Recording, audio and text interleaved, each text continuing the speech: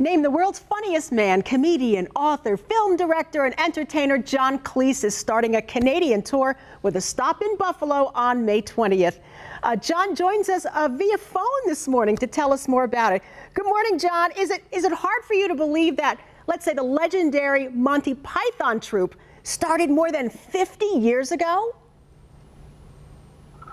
Well, when was it? It was 69, wasn't it? So that's 30. Well, yeah, 50 years ago. That's extraordinary. I know. And we had no idea. One never does.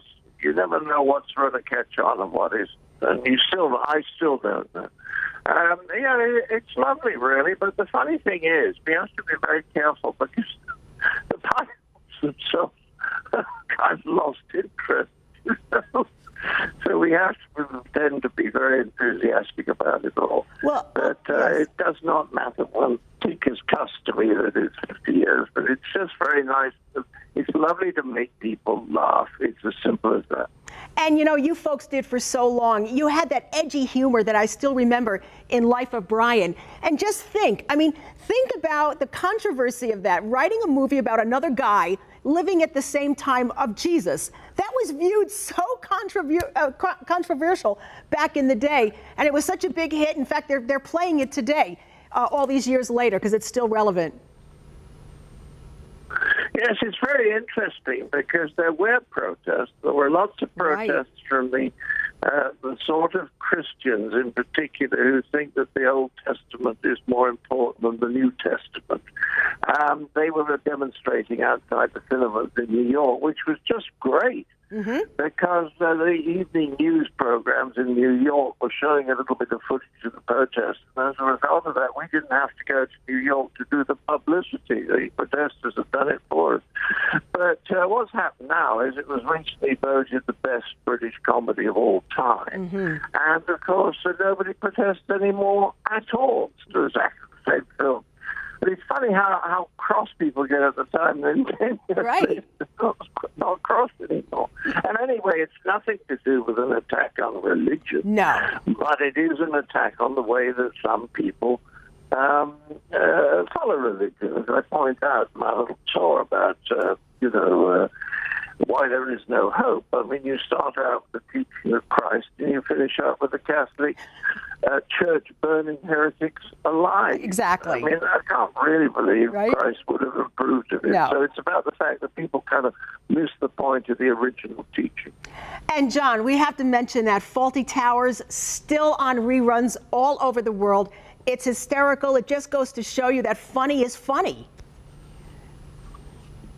Yes, and that's something that almost everybody seems to enjoy because it's even quite young children can get it because it's about who's frightened of whom.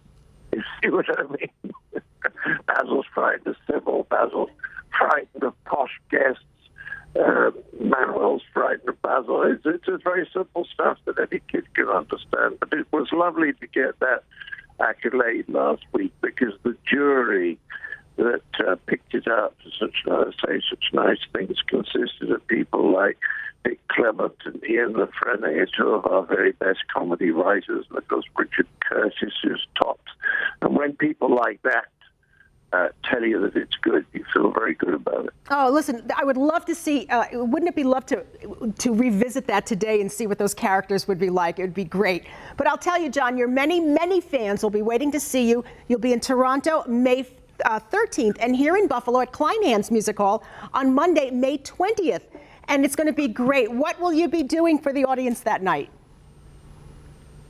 Well, it's pointing out what an incredibly silly world we live in. And instead of taking it too seriously, I'm looking at almost the light side of it and how almost impossible it is to expect this world to be run in a decent, kind, well-organized way. I mean, when you look around the planet and look at the people in charge, I mean, in the case of England, they're just hopeless. I mean, they're not evil.